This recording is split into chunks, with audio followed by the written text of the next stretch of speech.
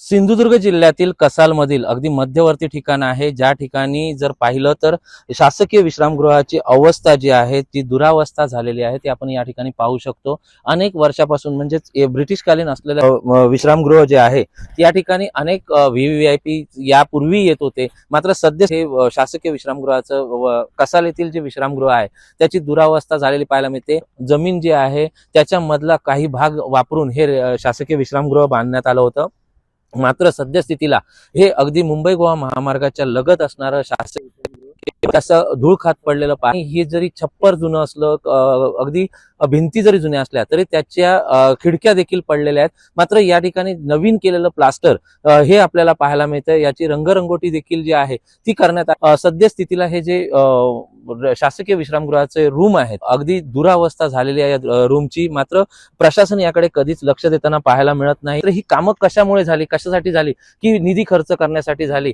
हा प्रश्न जो आहे तो आता सर्वसामान्यांच्या मनात उपस्थित केला राहिला जातोय।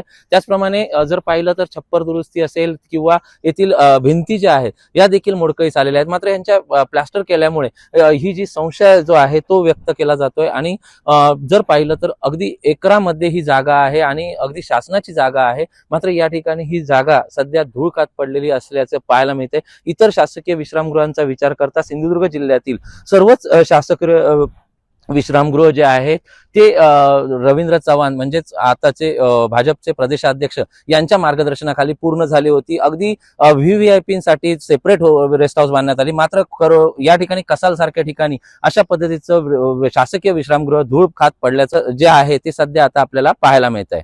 व्हिडिओ जर्नलिस्ट आणखी विशाल रवडेकर, LS मराठी, सिंधुदुर्ग।